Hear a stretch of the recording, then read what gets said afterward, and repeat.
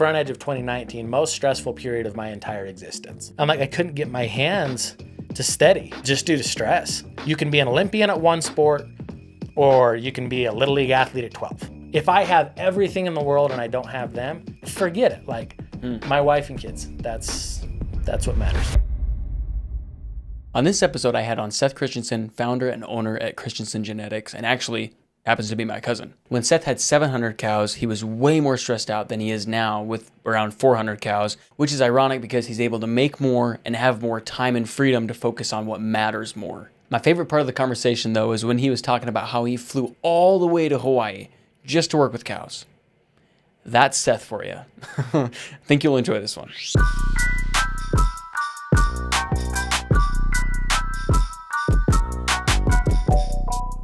You bought your first cows when you were 11, or first cow. I don't know exactly how many. Yeah, first two. And now you're here. Yeah.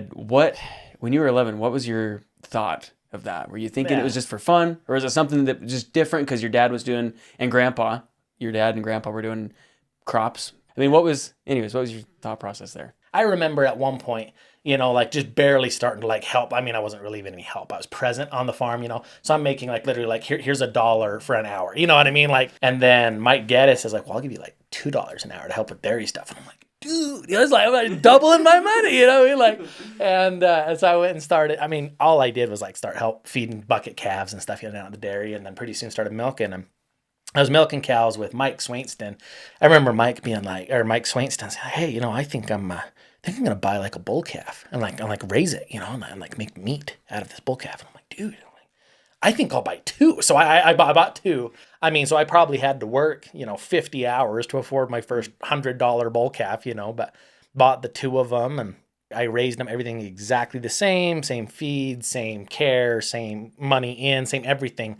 And when it came time to sell, the one calf was completely different size. I mean, like just like night and day difference in size. And when you're selling these calves, you sell them by the pound. So you're paid so much per pound. So calf A that's big is bringing me way more money as, an 11-year-old kid or whatever than calf B was.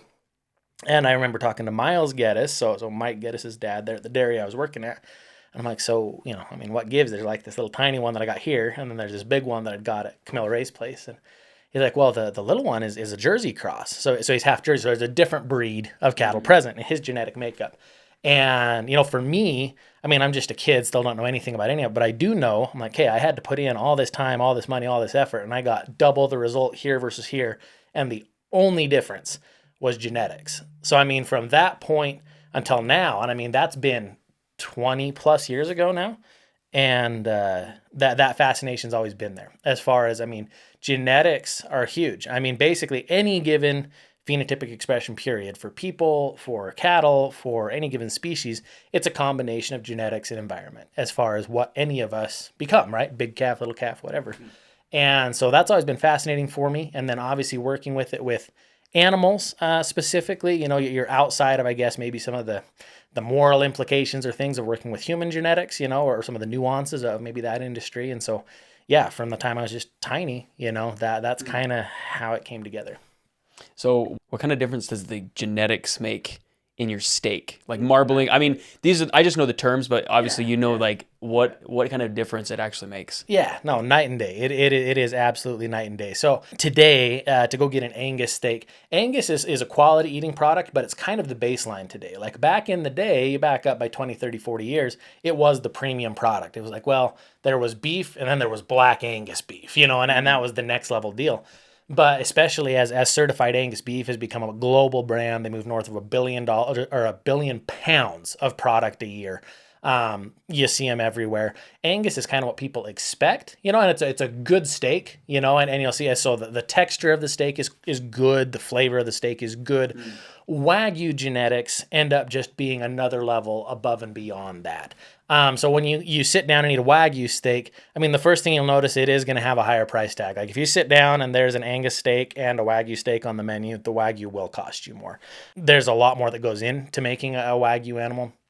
And that Wagyu steak, the texture is going to be different. It's going to be softer. The composition of that fat, so there'll be a difference both in the volume and the quality of the intramuscular fat or marbling, the term you mentioned. If you looked at that meat uncooked, The red portion of the meat is the actual muscle. The white little flecks that you'll see throughout are marbling or intramuscular fat. That's where the flavor comes from. And a Wagyu steak is going to have more of that intramuscular fat. And in addition to that, the composition of it's different. And so if you went in the day that one of those animals was processed or harvested, at room temperature, the fat, the white chunks within the Angus steak, at room temperature is hard. It's firm. At room temperature, or even just the body temperature of your hand, the Wagyu fat will start to melt. So the fat melting point on Wagyu fat is distinct. There's some added health benefits as well with Wagyu fat. There'd be higher concentrations of monounsaturated fats, higher concentrations of things like oleic acid. So things that people will take like fish oil for or olive oil for health benefits are present in Wagyu beef. You find in that beef, yeah. So that's one of the things I love about it. I mean, we're looking at these differentiated products, both of which my company builds on the genetic end. So clear back, several stages back prior to the steak on the plate. But most of the time things are either healthy or delicious, and it's trying to kill you. So this is one of the few things that like it's healthy and delicious in a Wagyu steak, and that's kind of what you'd see would be the flavor will be different, the texture's different, the fat melting point is different. So literally melt in your mouth. Not, I mean, like people use that term as like, oh, this is good. Like, no, literally, physically, like this fat would melt at your body temperature, like in your hand, it'll start to melt. And it's healthy. It's good for you, which is fantastic because everything else that tastes good is trying to kill you. So it's like that's an added benefit right there. Yeah, that's a bonus. Yeah, that's big. Yeah. That's crazy. So going back to your journey, what was the first time when you realized like, oh, I enjoy this a lot more than, I don't know, moving pipe or driving tractor or driving truck for your dad and grandpa's farm? I mean, my dad and myself were very much the same, right? Like both of us like to do our thing. And in his case, his thing is crops, right? He loves the crops. He loves to grow crops. And for me, I think a lot of it was just that it was my thing, right? Like this was, it wasn't something I was going to do for anyone else. I wasn't going to do because someone asked me to go water the crops, or someone asked me to go seed this, or someone asked me to go spray that. It was, I want to do this. Like I'm interested in these animals. And so from a young age, and I think that's for most anybody, regardless of what your area of interest is, I think that's a common human trait that it's like, I want to do my thing. And so from a young age, it's hard to define exactly why it was that became my thing. But a large portion of, I think, the drive behind like, hey, I'm interested in these animals is that, yeah, this is my project. And I think too, people, and for me personally, I mean, looking at my personality or how I'm wired, I'm either really, really good at things or I quit, which isn't necessarily a great character trait. But I realized early on, this was something I was good at. Taking care of the animals is something I was good at. Understanding the genetics and how to improve them was something I was good at. Marketing these animals well at higher than commodity values was something I was good at. And so that was enjoyable for me to, I guess, like anybody, identify something that you're interested in, that you enjoy, that you excel at, and it becomes your thing. And so that kind of made it like, this is preferable to me over doing really anything for anybody else. It's all I've done since. I mean, it's been 20 years now since I got those calves, and I haven't done anything outside of the cattle industry. So I think, I know I draw a lot of parallels between your and my story, particularly in the fact that we developed a love for what we do at like a younger age, and we were afforded the opportunity to do that without having to instantly make it a career. Yeah, absolutely. You know what I mean? Yep. You had however long until went on a mission, went to college, and then figured it out, and then I did it for 5 or so or even more years before I got out of the house, and I was like, I should try to do that. Like I want to do this full time. Right. Yep. So for you, I just would be intrigued to hear like what was a point where you learned something just invaluable from like a mentor? Honestly, I mean, right from the beginning, I was lucky that I had people that gave me opportunities to learn. And, I think this is one thing, coming to even kind of the central theme of your podcast, that success is a myth, which I enjoy the title there, by the way, and I think quite often, especially within, I don't know what you want to call it other than maybe this category of person, a self-motivated person or someone that wants to make a name for themselves or wants to do well for themselves or is motivated to do their own thing.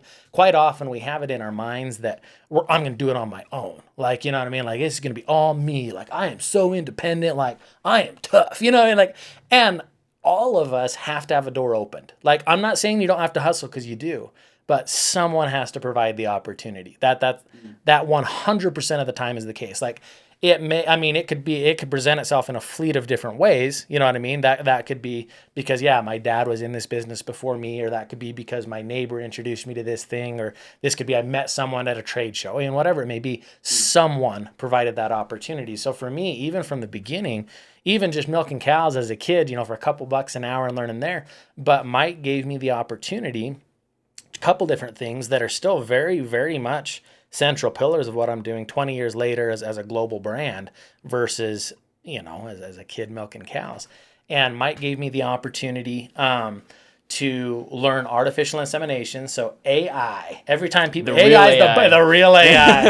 Anytime people say AI, the buzzword AI, I'm like, I've been into AI since way before AI was cool, And not nearly as glamorous as artificial intelligence. It is a dirty job. But learning that technique. So I'd kind of relate it to something maybe more familiar for most people would be something like being a plumber, or things like that. That sometimes we think like, hey, this is going to be a dirty job, right? But there is a lot of value there, and there's a skill there, and people will absolutely pay for it, right? And so artificial insemination, dirty job, right? Like this is not a clean or fun or pretty thing. But I learned how to do it young. And Mike, that I was milking those cows for, paid for me to go take a crash course in that, let me start practicing on those animals there. Actually, your dad went out and worked with him in Hawaii, but the summer between my junior and senior year of high school, and that'd be where I really developed proficiency, was breeding those cows. So going from Mike had 80 or so animals, going over there were 400 or so, and so I just taking the skill that had been developed and I guess getting to a proficient level, and it's just repetitions, shooting foul shots or whatever else, you do it a bunch of times and you're good at it. So learning that, and then so I developed a skill, I guess, that was unique and valuable, even if it was a dirty job, in part because it was a dirty job. There's value to it. You know what I mean? Like, because it's not what everybody aspires to do in the morning, people will pay for things that are hard, that are dirty, that are difficult. So I developed that skill. And then in addition to that, Mike had a herd of Jersey cows. I mentioned those kind of slower growing cows and things. They're also a lower milk producing cow, but they produce a really, really rich milk. And lower producing cow on Mike's dairy wasn't going to cover the bills, wasn't going to cover all her costs. A lower producing cow needs to be eliminated from the herd because she's not profitable. But a lower producing cow in a commercial setting is perfect for the person that only wants a few gallons of milk here and there as a family milk cow. And the value difference between a family milk cow and the hamburger that cow would go on to produce if she were just eliminated in a conventional setting is drastic, is distinct. And so Mike paid me on a commission sales basis I'd have been, I don't even know exactly what age I was when I started doing that, maybe 14, 15, right in that same window that I got trained in AI, and I started selling those for him. And so the same premise there again, learning a distinct skill in the AI and then learning how to market things effectively and sell. And again, I didn't have a wife and kids to feed. I didn't have a mortgage to pay. I'm still living at home and still drawing a paycheck, from just milking cows, and learning and developing those proficiencies. Those two things that I developed 15, 16 years ago now, still in a big way, are a big portion of what does pay a lot bigger bills today. So, yeah, I remember when you came over to Hawaii, I had to have been maybe 8 or 9 or 10. And I was like, Seth came to Hawaii from the summer, I think he did. Yeah, yep. And I was so confused. I was like, why would he come over here to work with cows? I was like, I thought all the things to do in Hawaii.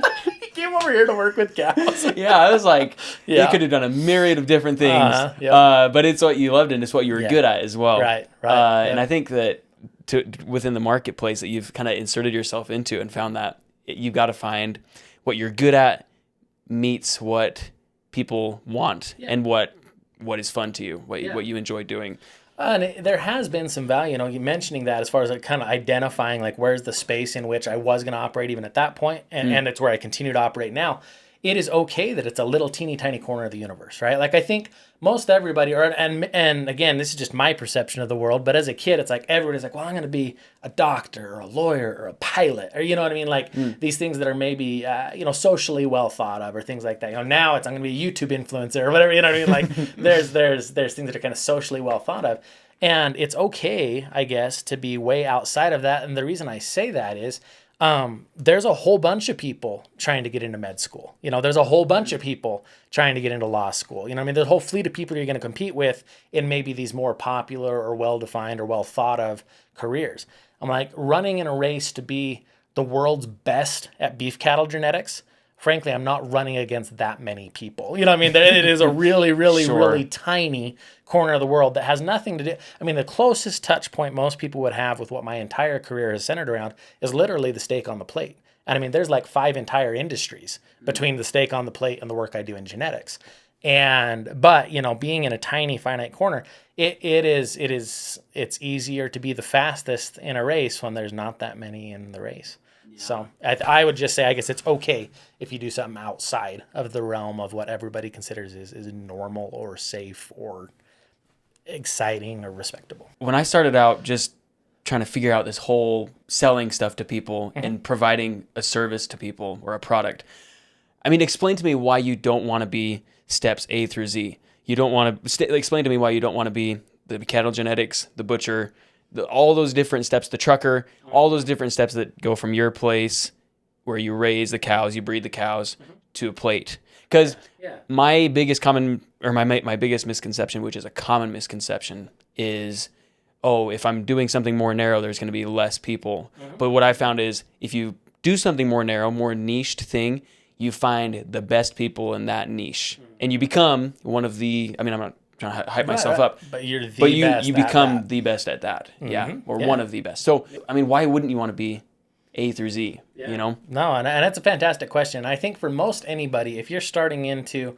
what we'll call an entrepreneurial journey or starting into building a business of any kind, for any of us, you mentioned paying the bills right at the beginning. It's like literally anything that anyone will pay me to do, I'm like, I will do it. You know what I mean? Because I have to eat. You know what I mean? Like I have to live. Like I have to take on literally any project, and that's very normal. Like I think that's okay. I think that's a normal starting point. Like on day one, it's like, okay, if you'll pay me, I'll do it, right? But I think a natural progression, and especially for a business that's really going to develop, and if you're really going to reach the peak of your potential, it does require some specialization, right? So my degree is in economics, and Econ 101, the class everyone hates, but I thought it was great. You sit down and it's specialization in trade, right? Doing what you are best at instead of spreading yourself so thin across every facet of your industry. You can't possibly be the best at all of the things all at once. Yeah, exactly. You can't. You can't, like an Olympian in a given sport, right? They don't play every sport at an Olympic level, plain and simple. They have dedicated their time, their focus, their energy to one thing, quite often one event. You're going all the way down into narrow focus. If you're going to be the best, you can be an Olympian at one sport, or you can be a little league athlete at 12. And the same premise applies as you're kind of building out your business. You probably about have to test all of those 12 or A to Z options, or every aspect of videography for you, or every aspect of the cattle industry for me. I have tested probably about every little corner of it, and learning by doing, what do I like and what am I uniquely good at? But then once that's identified, learning to focus on that, because you can't be the best at all of them all at the same time, And if you're really going to be good at the one thing you focus on, you've got to eliminate a lot of these distractions. And, it was on another podcast actually that I listened to. So Donald Miller does a Business Made Simple podcast. It used to be the Story Brand podcast, but anyway, does a wonderful job on there, but he had a guest on, and it could have been on his, or even there's a Marketing Made Simple. Anyway, it's developed into a whole ecosystem of podcasts and things there. But they had someone on that was trying to sell accounting to everyone, and like I just need someone to pay me to be an accountant. Like I am a CPA, I got to market this thing. And they realized that they were particularly proficient at and or particularly, well connected within dentistry, right? So like dental offices, right? So dental office accounting sounds pretty dangerous to niche clear down to like, I'm not going to account for everybody in every kind of business. Like, unless you're a dentist, I'm not going to do your books. That sounds a little bit like, oh, but am I going to like pay the bills on this, But that individual on this podcast, again, I mean, random little tiny corner of, you like latch onto things they stick in your head, But in this story, he says, yeah, I was kind of struggling to try to be everything to everyone. But once I said, hey, I am the guy. If you're a dentist and you need your books done right, like the only way to be the best is, yeah, that guy knows tax code as it relates to a dental office, front, back, and sideways. He can't know how my beef cattle genetics company runs, relative to tax code, but he can surely know exactly how a dental office relates to tax code and how that all changes. And his business has gone nuts as a result of being the best at that instead of, a little league athlete at all the sports. So Yeah. I think a natural progression, like you said, is day one, you're saying yes to every single thing. You're like, are you kidding me? Somebody's going to pay me to do what I want? 100%. Let's freaking go. Yeah, absolutely. This is the best day ever. I'm like, I'm making $1 an hour. Now I'm making $2 an hour. That's exactly how it is. Yeah. And then there's a second point where you're like, if I don't say no to this person, I'm going to go crazy. Yeah. Like you have to, I think, the first part is saying yes to everybody. You've got to figure out what corner of the universe you belong in and what corner of the universe you specialize in. And then part two is, which I think I'm in part two, is like, okay, I've got to start saying no to people. Like if I don't say no to people and start specializing, gonna go crazy. Yeah. Is there a certain piece of advice that someone gave you or that's like widely known that you have found to not be true? Ooh, that's a good question. Wow, that's a good one. What common success is a myth. That's the title, the concept. Yeah, concept there, like that concept. I mean, that can be phrased a lot of different ways, but yeah, I don't know. Success is commonly defined like people have a preconceived notion of that means you are going to work one of these well-respected jobs and you're gonna take this safe job. I would say this that it is safer to take a job, you know what I mean? Or to be successful, you have to take one of those, like you have to be a doctor, I don't even know if I throw a pilot in there. It's like doctor or a lawyer. Like unless you've gone to a pile of school, and I mean, obviously very, very necessary. Like I am really glad the guy running the knife when I'm under the knife has gone to a pile of school, you know what I mean? And or if I need a lawyer, he's gone to a pile of school, that's great.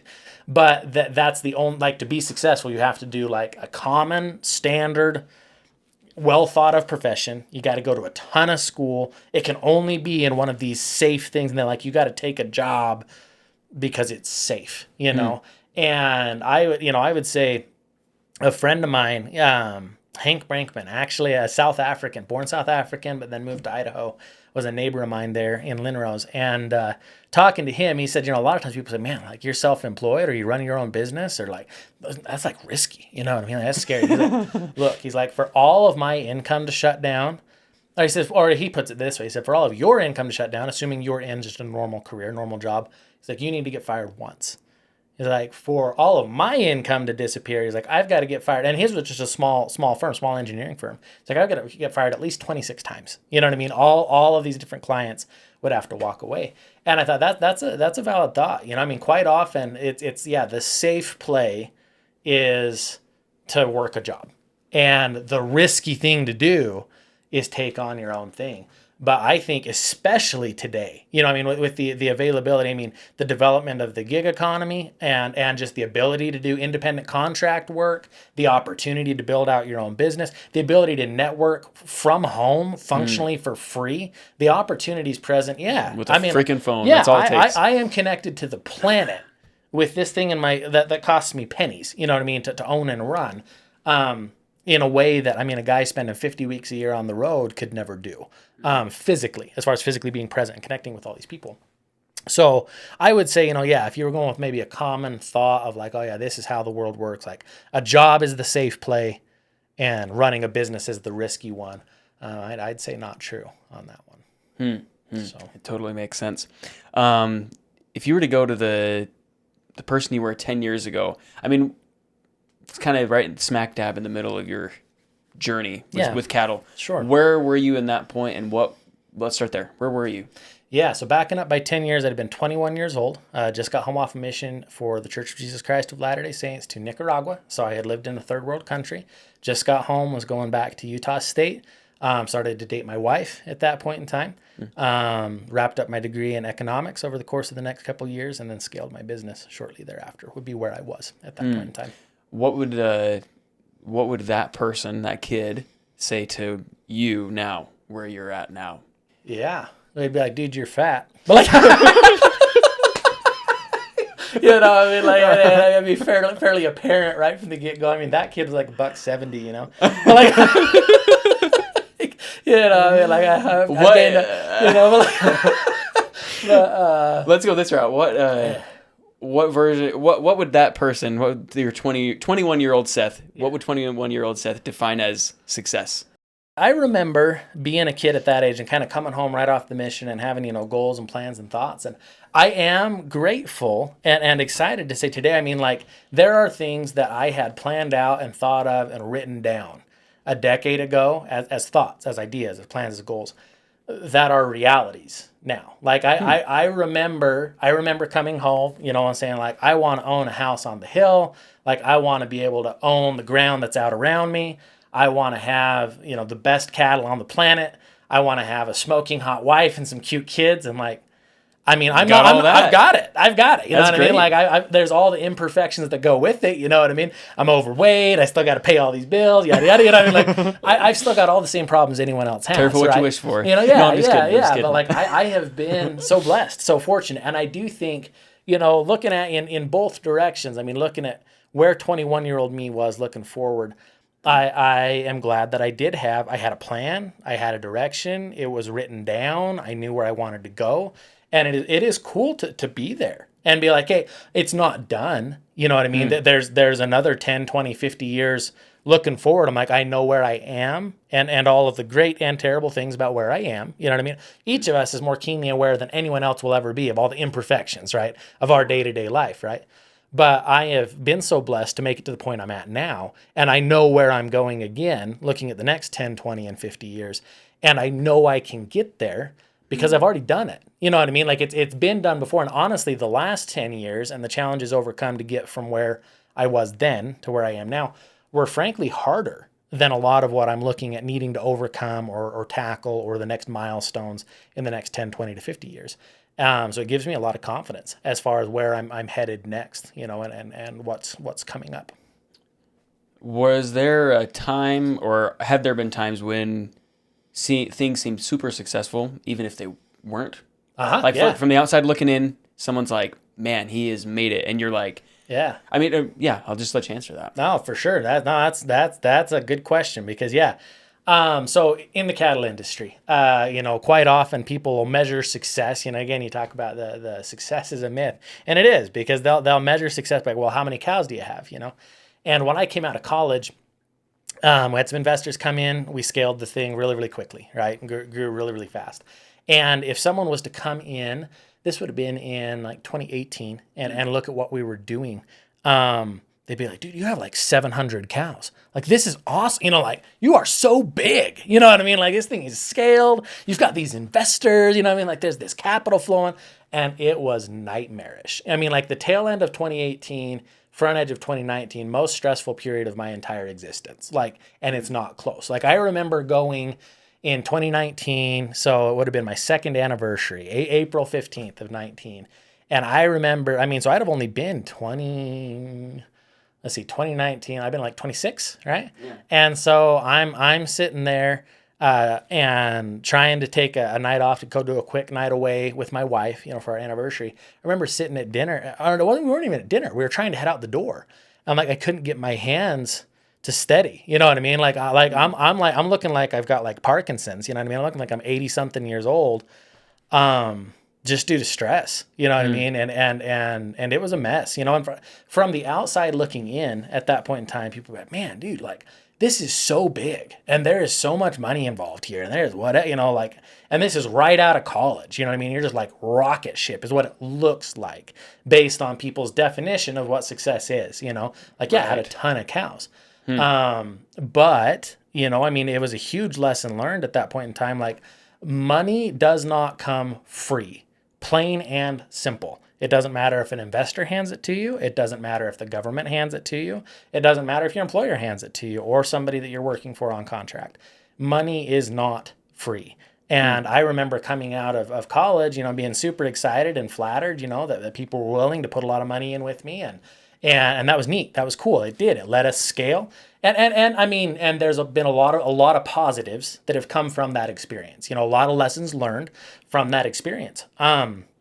But I also learned, that it would have been cheaper to have sourced that money conventionally, and just frankly just taken on a bank loan.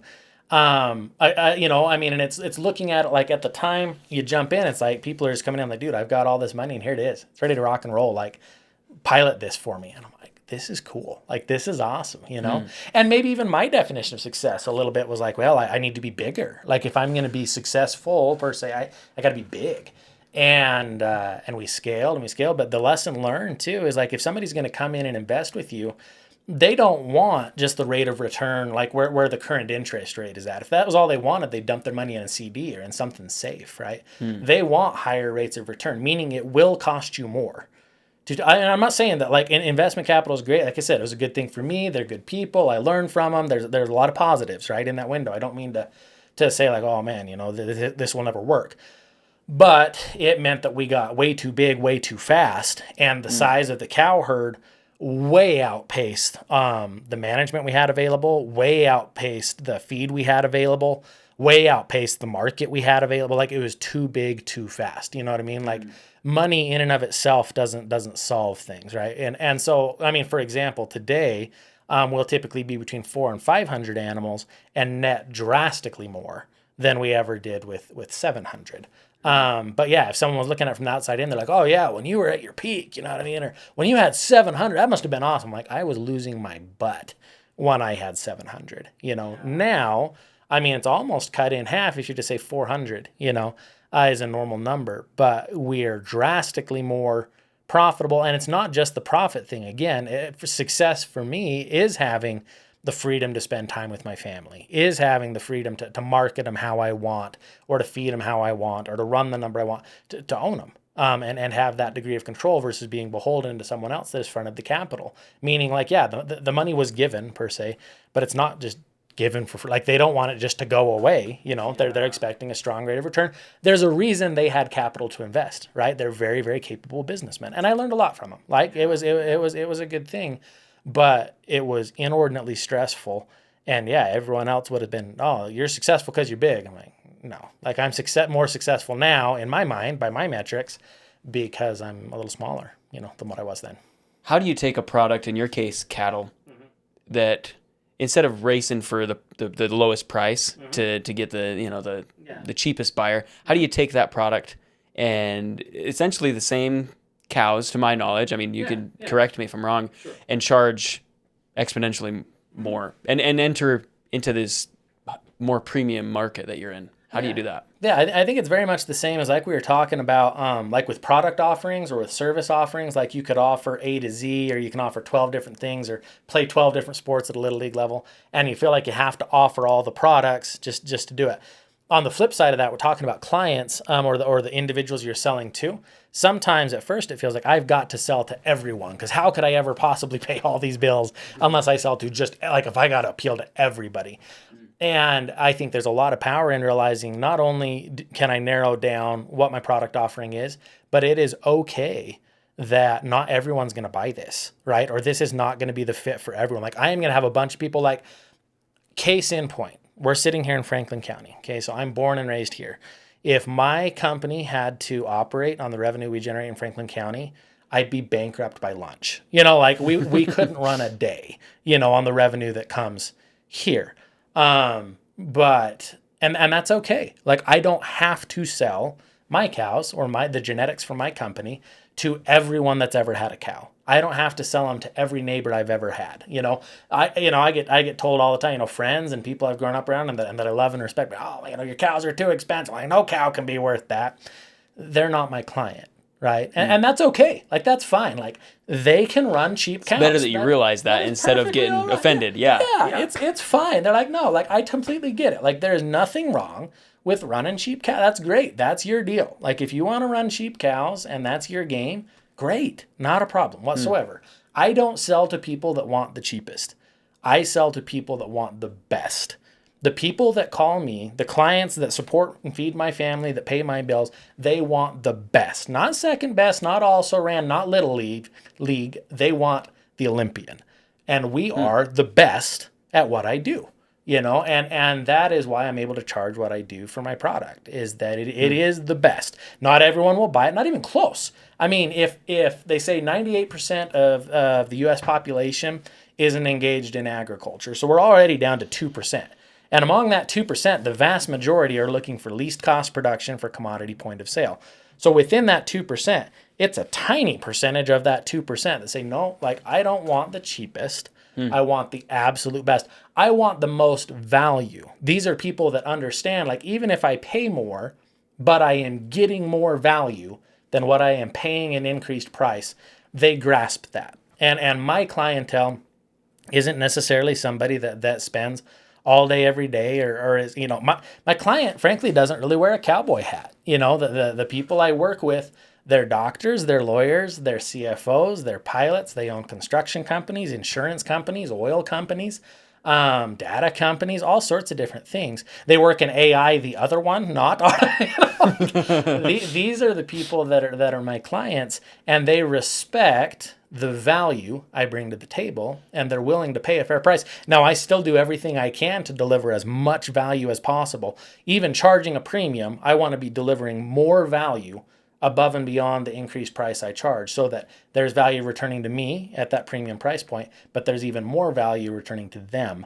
by paying it. So what's the first step in going from offering everything to everybody to offering the best at one thing? What's the first step, or what's either the first step or what's the biggest step between those two?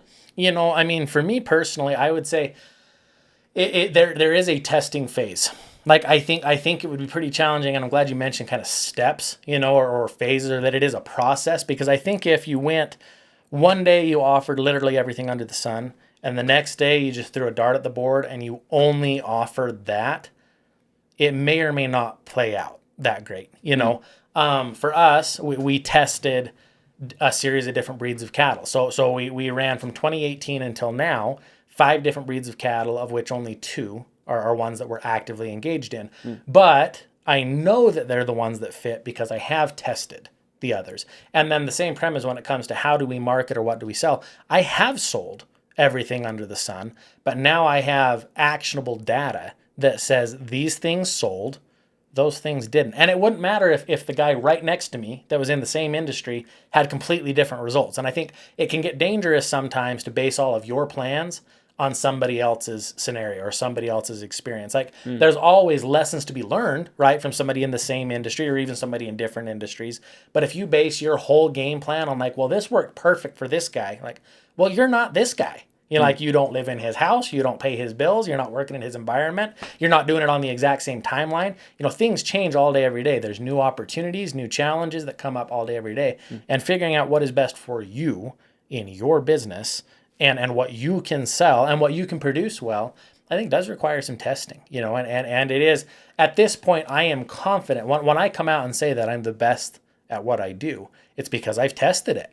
You know what I mean? I've tested it front, back, and sideways. I know what I'm not the best at. I know a lot more things that I'm not the best at than I do the one I am. Sure. But I'm confident in pursuing this path because it wasn't just like, well, I think we're going to do this, and then we just did that. Or like, well, I think we're just going to go full send and take a mortgage or take a lien against the house and go in, direction A.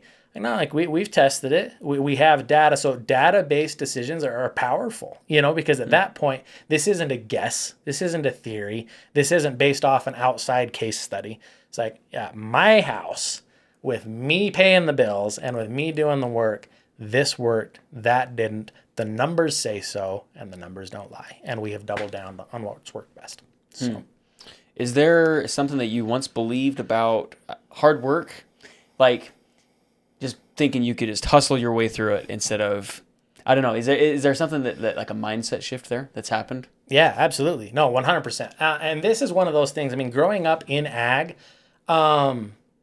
being I was actually just talking about this yesterday with Justin. Uncle Justin was there out there preg checking cows, and we were chatting Right about this. on.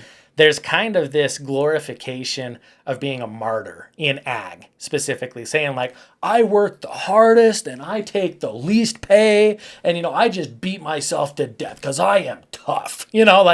And I take a lot of flack locally for the fact that I do run my company primarily from my office. I'm spending a lot of time on the phone, running the sales end of things. I'm spending a lot of time in a spreadsheet, looking at the finance end of things, looking at the genetics end of things. Like, I am not a traditional agriculturalist. Like, I'm not a traditional, like, I'm not on a horse or wearing a cowboy hat. I am not necessarily even in the tractor on a real regular basis, And I take a lot of flack for that locally. I mean, it's like, that Christensen kid, I don't know. But there's this myth that, yeah, you can just hustle your way to, like, you can just grind. And like, if you just kick the crap out of yourself, then yeah, you are going to be so tough. And I'm like, I don't know. I look at it this way too. It's like, okay, I mean, is there a certain degree of like, yeah, you got to be willing to sacrifice? Yes. Is there a certain degree of you have to hustle? Absolutely. Do you need to work to get to where you're going to go? Yes. But are you going to just beat yourself to where like, oh, this is all that's going to happen? If I just had to wreck myself to get from here to where I wanted to go, is that actually where I want to go? Like, I look at it this way.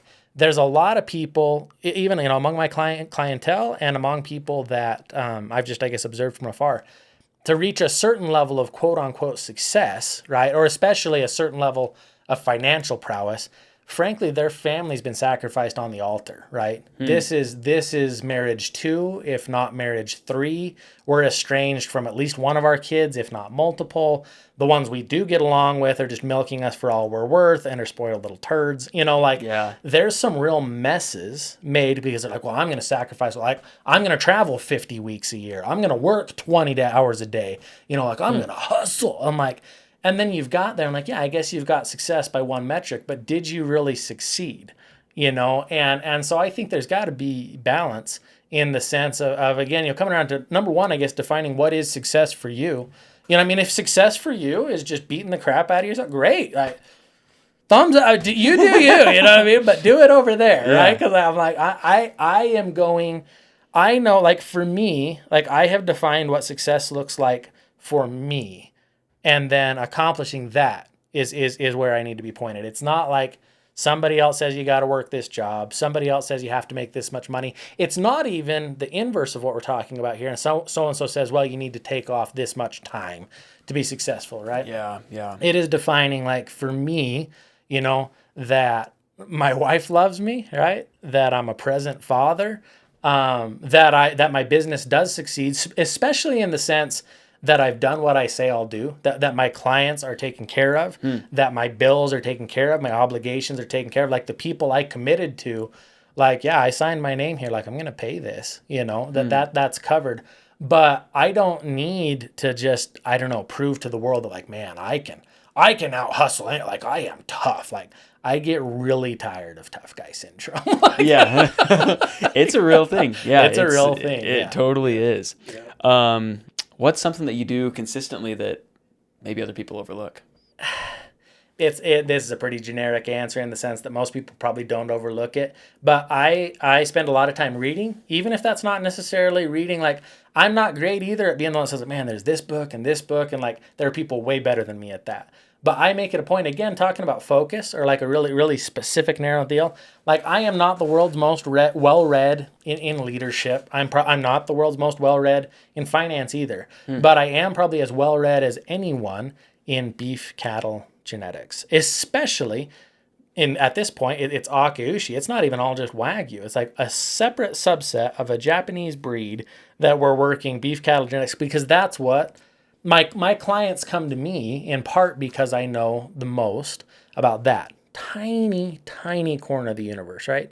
I'm not going to know the most about everything, but I do spend quite a little bit of time reading, whether that's, industry publications, whether that's reading basically anything anyone has written that is germane to what I do day to day. And so, yeah, I would say people generally, I mean, reading is a really common answer when you talk about, self-improvement at large, I guess. But people maybe overlook just for me, being educated isn't necessarily my degree, isn't necessarily my diploma, isn't necessarily anything like that. It's that I know the most that can possibly be known about this corner of the universe. This little corner. I know as well as anybody. And that's because I take time every day to educate myself in that space. Yeah. I think it's another common misconception that people think that success, again, there's that word, comes from a big break, right? And it's not a lot of overnight accumulated, recurring, hard work things. It's like the tip of the iceberg, people see. So I guess my question about that is, what would you say to somebody that is kind of stuck in that mindset of like, I just need my big break? Like you said, you need a door open to you. Yes. But I'd say there's a difference between that and a big break. Oh, you know what I mean? And of course, big breaks still happen, right. But it's not like that's the end all be all for reaching success. Oh, absolutely. Again, there's that word. Absolutely. Yeah. No, absolutely. 100%. And coming back around to that previous point, as far as somebody opening a door, but the relative to a big break per se, you are only going to catch a big break if you are in motion.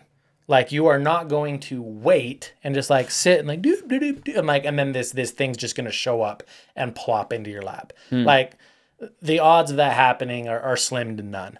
What will happen, I mean, generally, and this is the thing that I've noticed, there are opportunities provided, right? There's doors opened. Do you or do you not walk through? Right? Are you or are you not in motion? Like, are you going to move or are you not? Because I think all day, every day, and I mean, we, frankly, as Americans, just even as a country, are more guilty of this than anyone else on the planet. Like, the quantity of doors open to us just due to where we live, even with all of its imperfections that we spend all day mad at each other on the internet about, this is the best place on the planet to live. And it's not close. People can talk, I mean, I've been all over the world, right? And there's great places everywhere, and there's great people everywhere. I've got plenty of friends all over the planet.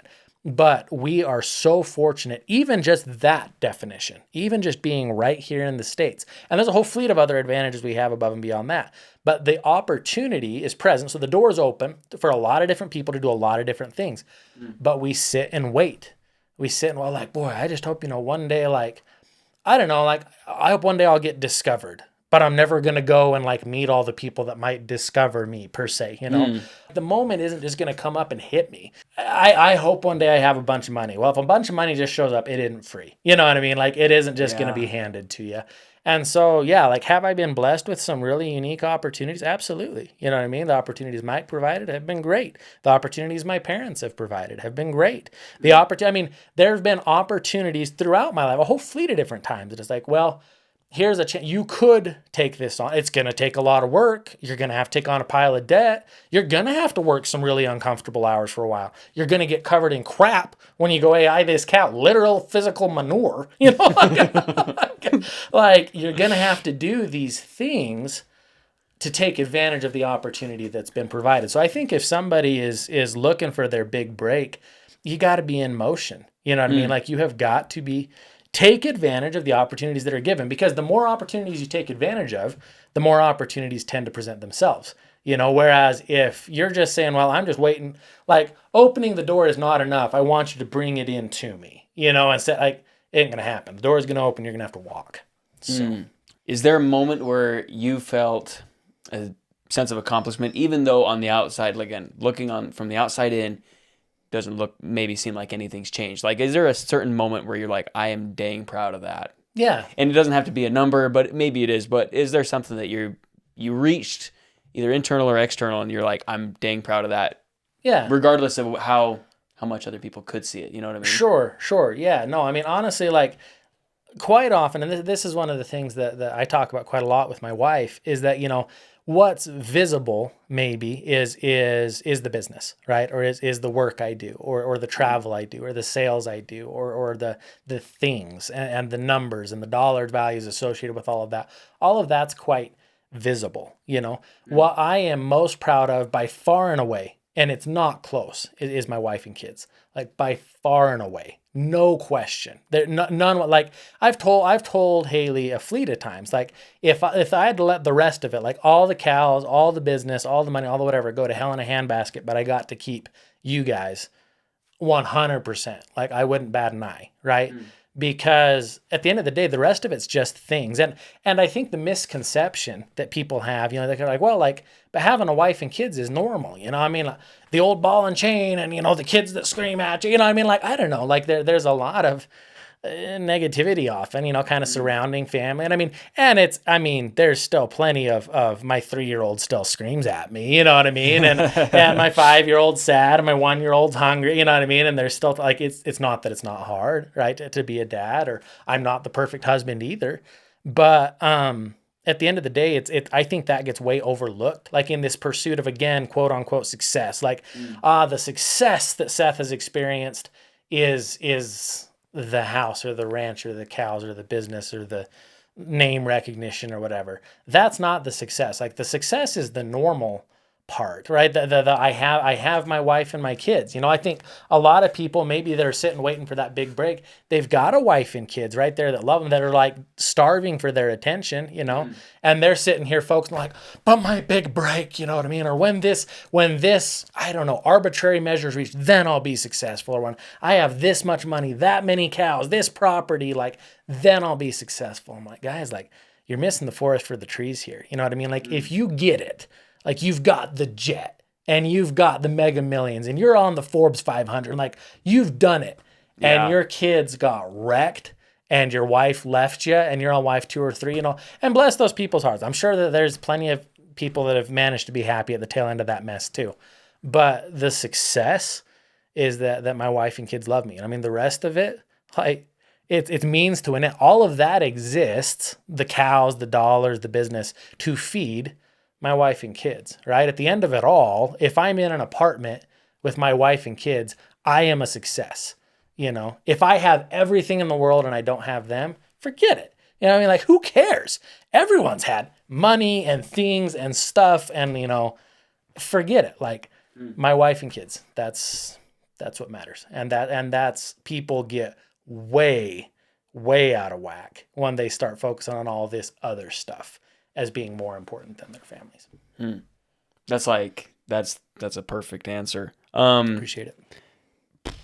I think I just have one more question. Sure. So why is it more important to bring on people that have contrasting strengths to yours within business? Like, for example, with you and John, and I know John's doing his own thing now, but John was really good at these things and you were really good at these things, and you complemented each other. Absolutely. Like for me, if I were to partner with somebody for business, it would be pointless if I partnered with somebody who had the exact same strengths as me. Right. Why is that more important, I guess? Yeah, no, absolutely. And I think, again, this comes around to very much, kind of a central theme of our discussion as we have talked about building out a business and building out what product you offer and that being specialized. And again, building out what kind of client you sell to and that being specialized or being focused. When it comes to the people that you work with and figuring out, finding that focus, because there again, you can't be the best at everything. Like it's kind of I would say it's a common issue especially within entrepreneurs. We get a little egotistical sometimes, you know what I mean? As far as like, well, like I know exactly how I want it done. So clearly I am the best at everything. Like I have to do it. Like I have to do this piece and I have to do this piece and I have to do this piece and I have to do this piece. And then we decide we just got to be martyrs because we just got to work 100-hour weeks from now till we're dead, doing literally everything. Right. And sure. It's a little egotistical to do it that way. And again, not to say that like there are times like if you're an entrepreneur, you will work 100-hour. Like there are going to be times that's necessary, right? And you're going to have to figure out what it is even that you need or you want or where you're deficient before you can kind of hire to fill that need. But if you can, at the same time, you identify your real strengths or the things that you're exceptionally good at, you are going to find out the things you're horrible at, right? For me, QuickBooks, I tried twice. All right, so like for me, when it came to accounting, I would try to do all my numbers in one day in the year. Like I'd have to go through, I don't know how many thousands of transactions and try to do all of my year-end taxes on like April 14th. Like that was standard procedure, a mess of an Excel spreadsheet. And then twice I tried to learn the whole QuickBooks program input everything into the whole QuickBooks program and have it spit out my taxes all in that same one day, which clearly, just failed abysmally twice. But my wife took the time to learn it, took the time to input all of it, took the time to do it right. And she's good at that. And then same type deal with the website. Like I have managed a website on my own before, and it was a mess, and it was not aesthetically pleasing, and it wasn't particularly functional. I kind of just barfed it onto the page, and it was there, and I'm like, I got stuff to do, Haley does a really, really nice job on things like that.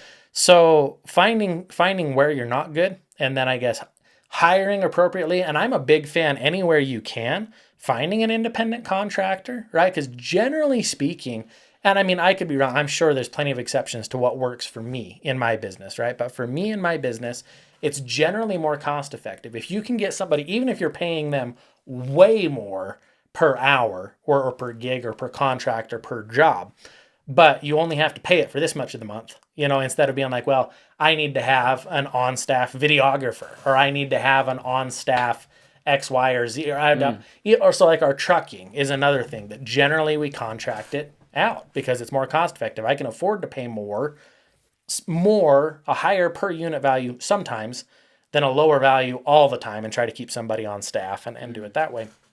And so I think, doing things like that, like identifying people and what they can do. And then I guess realizing too, and this has been an interesting, lesson learned just going through a transition, working with John. So John and I have worked together for a long time, right? We're college buddies. We're college roommates. Worked together for 6.5 years there at Christensen Genetics. John had some neat opportunities come up for him and his family and some things he wanted to pursue. As a friend, I would never hold him back from that, right? So he made that transition. And that's always a little scary or a little disconcerting for many. You're like, But I guess recognizing too that there's going to be another opportunity, or there's going to be somebody else that it's not the same person and they're not going to do things the same way, but that there's going to be others that have some of those same aptitudes or some of those same strengths, and that it's okay that, like sometimes like what's a perfect fit today isn't a perfect fit tomorrow, and even something that's been going for a long time. Like there might be a time there's a transition, and there's been opportunities for growth for John from that point forward, even though it's been a significant change for us. There's been opportunities for me within my company and how we've continued to fill those needs. But I think, again, just coming down to like, you can't be the best at every product, so pick the one you're best at. Not all the clients are going to want exactly what you have, so pick the ones that do.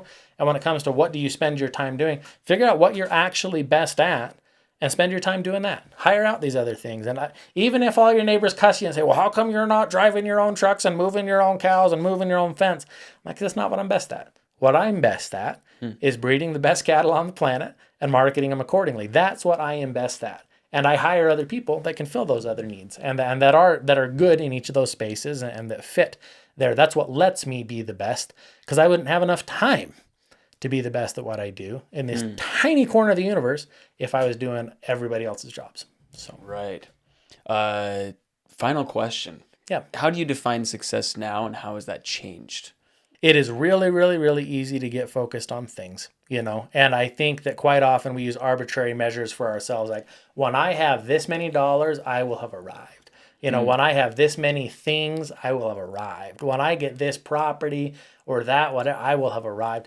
And, news flash, and this isn't really news, but it isn't going to change anything. You know what I mean? You're going to get there and you're like, wow, this was great. I made X.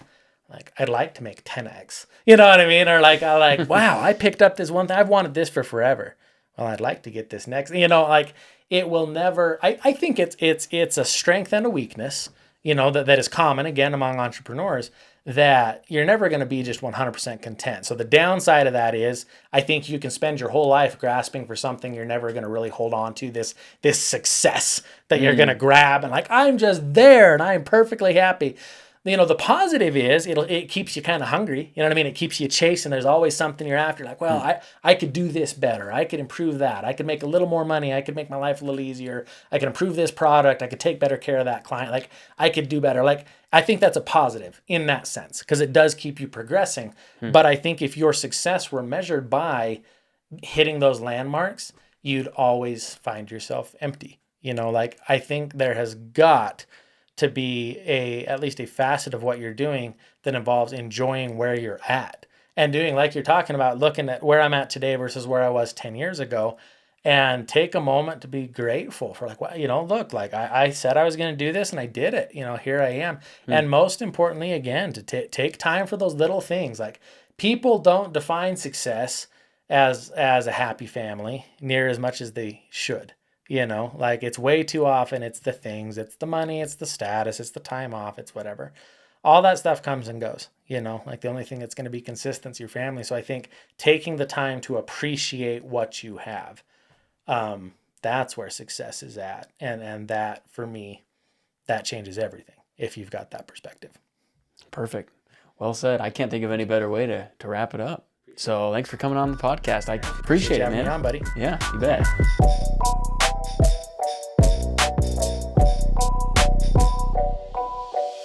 Thanks for listening to Success is a Myth. If you're not already subscribed to YouTube, subscribe to YouTube, because the video is way funner to watch than just the audio is to listen to. Seriously, video podcasts are so much funner to watch than audio is to listen to. So go ahead and subscribe on YouTube.